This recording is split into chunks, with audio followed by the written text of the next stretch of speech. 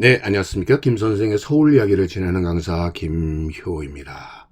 이번 시간에는 35 불꽃의 삶 나석주열사라는 제목으로 말씀을 드려보도록 하겠습니다.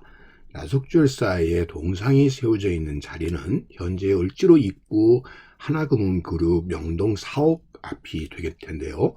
바로 이 자리에 이렇게 나석주열사의 동상이 세워지게 된 이유는 뭔지를 오늘 알아보도록 하겠습니다. 지금 을지로 에 해당되는 곳은 일찍이 구리계라고 불렸던 지역이었고요. 일제강점기에 고간했죠라고 불리우는 황금정이라고 불리웠던 지역이 되겠습니다. 일찍이 구리계라고 하면은 남산에서 흘러내려서 청계천으로 흘러드는 이 개울들이 모여있는 동네이다 보니까 이 을지로 입구 일대가 이렇게 대단히 길이 길었던 동네였었고, 그래서 붙여진 이름이라고 이렇게 전해오고 있습니다.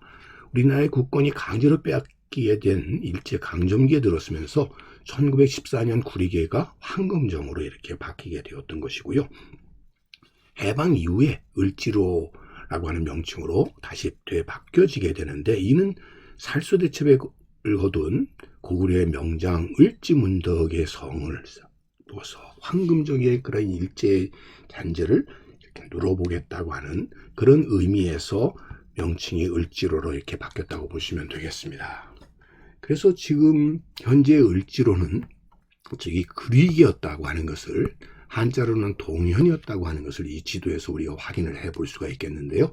이곳에는 장학원이 있어서 궁궐 행사에서의 음악이나 무용을 담당했었던 이런 기관에서 학생들을 가르치는 기관이 있었던 곳이기도 하고, 또 약방이 있었던 곳으로서 이렇게 알려져 있었던 구리계 의 모습이 일제강점기에 오게 되면 바로 황금정통으로 이렇게 바뀌게 되어서 오늘날의 을지로가 되게 되었고, 그 중심에는 척식회사가 중심에 잘 있었다는 것을 알 수가 있습니다. 소위 동양척식회사가 되겠는데요. 이를 필두로 해가지고 이곳에는 많은 금융기관들이 밀집하게 되어 말 그대로 금이 모이는 동네처럼 이렇게 일제강점기에 중심을 이루었고, 이것이 오늘날까지도 이렇게 이어져 온다고 볼 수가 있겠습니다.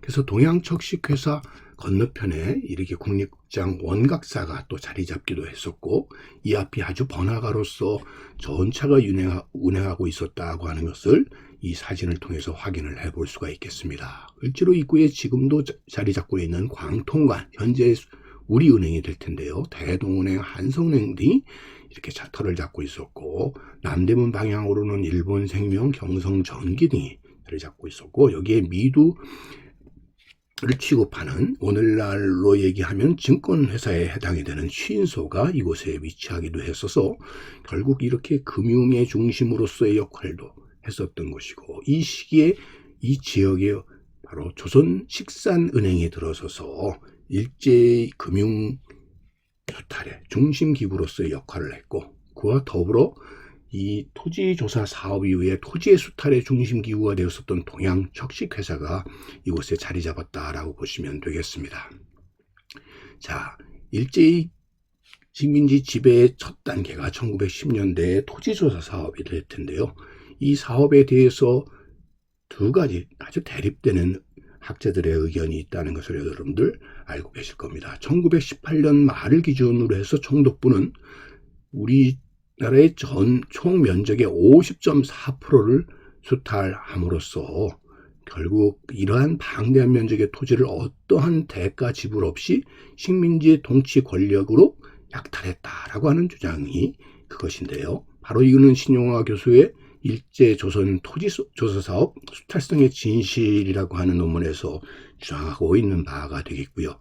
여기에 맞서서 1960년대 교과서에 기술된 것처럼 토지 40%가 총독부의 소유지로 수탈되었다는 학설은 거짓말이다. 다만 4%의 구역지를 둘러싼 분쟁에 불과했다라고 하는 주장을 피고 있는 것은 이영은 교수의 반일 종족주의에서의 주장이 되겠습니다. 자, 이렇게 아주 상반된 주장들을 피고 있으면서 당시에 이러한 일본의 식민지 지배가 오늘날의 우리의 근대화의 기초가 되었다고 하는 주장과 이것 때문에 근대화가 지지됐다고 하는 이런 주장이 맞서고 있다고 보시면 되겠습니다. 여러분들은 어떤 생각을 갖고 계시는지요? 이거에 대해서 이 당시에 시대를 살았었던 분들의 생각은 이러했었습니다. 장학원이 자리 잡고 있었던 곳에 바로 이 동양척식회사, 주식회사가 들어서게 되는데, 이 시기에 이렇게 해서 수탈된 토지를 조선 농민들은 소작인으로 전락시키게 되었고, 소작료가 무려 5할이나 됨으로써 결국 수탈의 중심적인 기구로 이렇게 인식되게 되었다고 볼 수가 있겠고요.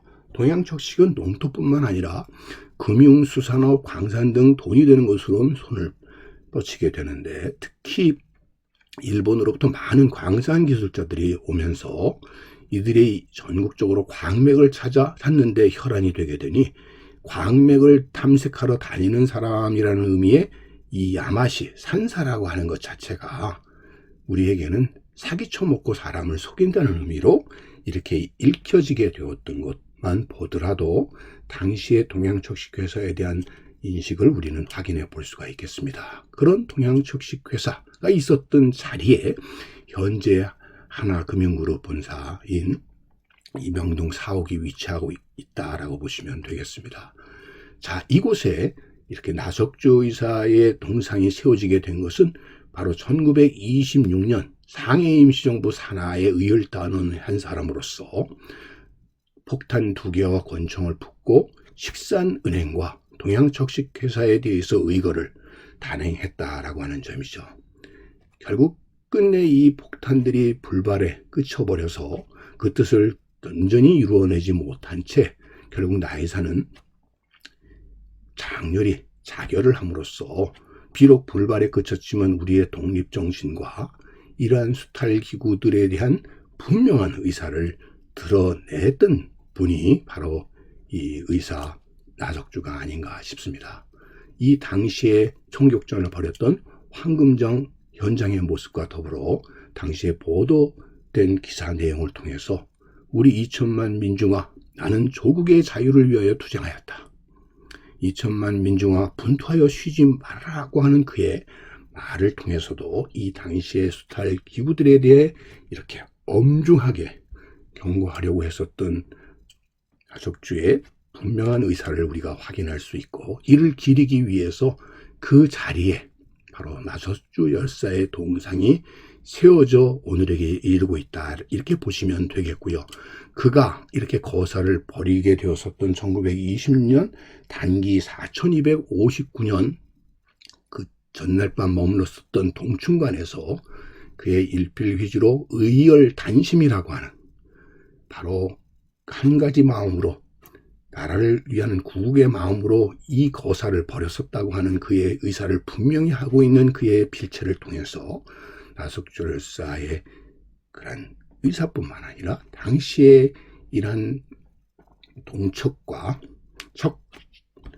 척산은행에 대해서 우리가 생각했던 의지를 분명하게 우리가 확인해 볼 수 있는 계기가 되지 않나 싶습니다. 오늘은 이 나석주 열사의 동상이 바로 이 을지로 입구에 세워지게 된 배경에 대해서 오늘도 꽃밭을 가꾸는 김 선생이 전해드렸습니다.